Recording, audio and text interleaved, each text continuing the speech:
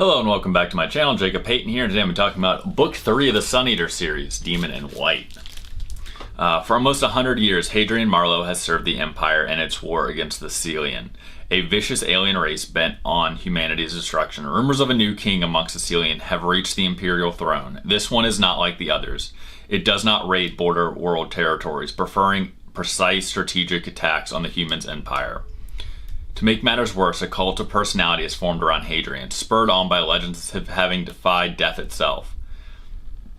Men call him half-mortal. Hadrian's rise to prominence proves dangerous to himself and his team, as factions within the imperial government distrust or resent his new influence. Caught in the middle, Hadrian must contend with enemies before him and behind. So yeah, there's a lot to unpack here. It's another really big book, a lot of time skipping, as happens in this series a lot, especially when you have, essentially a conflict that is spanning centuries and centuries at a time, and people like Hadrian Marlowe, who are leading it, that essentially just can't die of old age, really. That is not something they are worried about. Once again, I'm going to draw the comparison to Warhammer 40k, because I do think a lot of this, it does feel kind of a little bit like Dune set in the grimdark universe of 40k a little bit, and the nobles definitely feel a bit like Primarchs, right? They are made in like these special gene cocktails, and they don't age and they don't die like normal people. And yeah, that's kind of what I got with that. Anyway, Hadrian is once again getting himself in trouble. He is not a guy who can sit around court for very long without making a bunch of enemies, and he does. There's also the fact that people are worshiping him. There is like a whole cult that's sprang up around him in this book, and the Emperor does not like that, especially since Hadrian is so close to the Emperor at all times, and there are people that don't understand that he is not interested in political power, but still try to kind of thrust it on him. One thing I will say about this book, or I guess maybe not just this book, but this series so far, that is kind of annoying me a little bit, is just the fact that, we understand that Hadrian is aging centuries, right? There's times like in the second book where he is awake on the ship for years and years by himself, and he's meeting all these people and doing all these things while everyone else sleeps, and he's like trying to understand the secrets of the quiet. But the issue I have is he still makes all the same mistakes. And I'm not saying that obviously that doesn't happen in real life. There is, I guess at times where it's almost hard to believe that he is as old as we were supposed to believe that he is, or that he has gone through all these things. Not so much the stuff that we read about, but there's a lot of stuff in this book, just like there was in the second book, where it's kind of told, we learn about a significant event from Hadrian, but we don't necessarily experience the event reading. It's just kind of like how he met Octa. We just know that it happened, and we're told through various stories how it happened, but it's not a chapter in the book, so to speak. So we don't experience firsthand his emotions and stuff like we do for other events, which I think is fine, and I think is also understandable, because, there's a lot, these books are already massive, so if we were to add all those other little stories in, because this book is like 800 pages. That would make it way more than 800 pages. So yeah, that's just one of my pet peeves. I do feel like there are times where Hadrian still behaves almost like the teenager that ran away from his parents' house to be a soloist, or a scholar, I forget how they pronounce it. But and so that is something that is kind of a pet peeve of mine, but I don't think it ruins the series at all, obviously. I have this same pet peeve with a lot of Bernard Cornwell's characters, right? His characters are the same. We watch them age, we watch them grow, and we watch them make the same mistakes. Richard Sharp can't control what comes out of his mouth, just like Hadrian Marlowe can't, right? He's given to tempers and will spout things that'll get him in trouble later. I don't want to ruin exactly what he runs his mouth about in this because it is a significant portion of the book, but let's just say that it does land him in hot water later on. There's a lot to cover in this book because a lot does happen, but I do think a lot of the significant stuff all revolves around the politics of the Empire, which we learn is kind of almost 100% worse than what I originally imagined. Very much within the imperial court, the nobles kind of just live as gods over all the normal people. And Hadrian does not fit in at all in this society. He can't even pretend to fit in anymore because his closest friends are either all off-worlders, or close enough to Xenos themselves that they just can't be in court most of the time. Even the humans, the regular humans that have extended their life to serve him aren't exactly, fitting in well within the court. And he doesn't do well either around nobles that treat people like playthings. So the less he is in court, the better.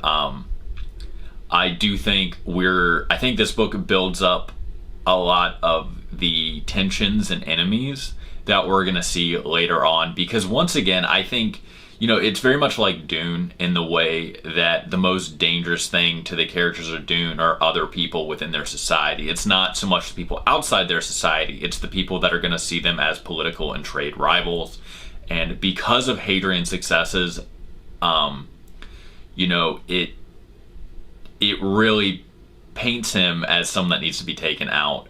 There is a part in this book that I will not ruin, but let's just say that he was meant to fail and he does not fail, and it was kind of made clear to him that they had wanted him to fail to kind of prove that he wasn't what he said he was or what people think he is.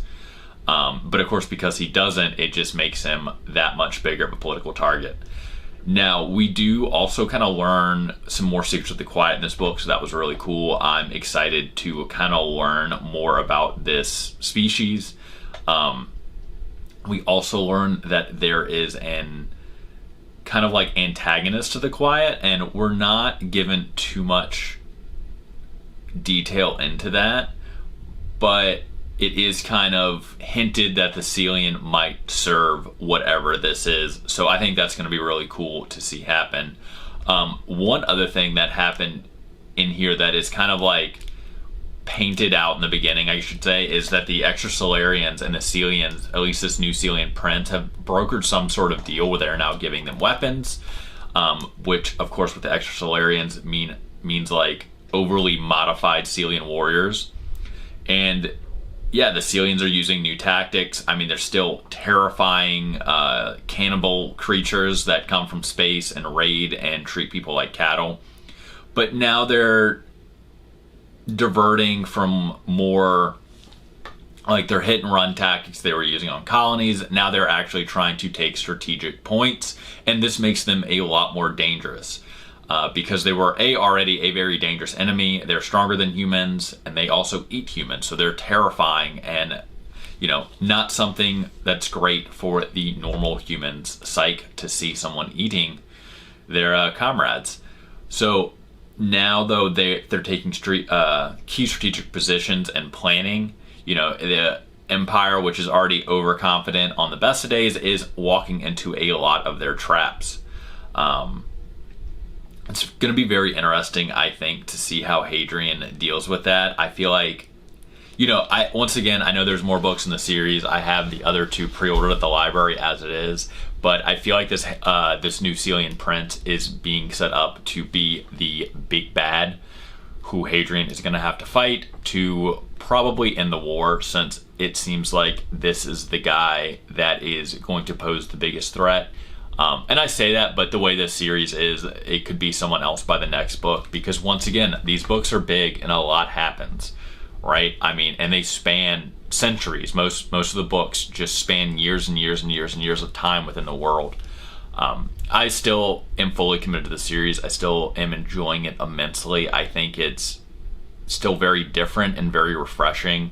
I still very much love the aspects of Sword and Planet that are in this book. I love kind of how it feels like Dune, and it kind of feels like Warhammer 40k at times, and then it kind of feels like other series, but it's all very much its own stuff, if that makes sense, but still just familiar enough that I can really sink my teeth into it. And I've been enjoying that a lot. I'm definitely excited to see what some of the next 2 books in the series bring, because, you know, I would like to know more about, you know, the other civilizations within this world, you know, the Normans and Vulcus people, who I can't think of right now. So far, we've really only visited a couple of different societies, but we know that more exist. And I'm also kind of excited to see what the Quiet is and what's that, you know, kind of what that is going to mean, not only for Hadrian, but for the rest of the Empire. Yeah, I'm kind of interested too to see if he's going to be able to actually fight the Sicilian War, or if, you know, his powerful enemies that he makes in this book and probably in future books as well are going to end up moving against him. One other thing that I did really enjoy about this book, and it's not really a spoiler if you've read this far, but him and Volker are finally together in this, and I don't know, I enjoy it. I feel like the first couple books of him just thirsting after Volker the whole time and not doing anything about it was just super annoying. So I'm just glad they're together in this book, and then we don't have to like read about him thinking about holding her hand one day. So, like, you know, I appreciated that. I am kind of interested to see how that's going to work, because obviously as he becomes more of a political powerhouse, she is going to be something that his enemies can constantly use against him, because she is not an imperial citizen. So I definitely think that is something that's going to come up a lot more in the future. But, you know, once again, they're also fighting a lot of very scary things all the time.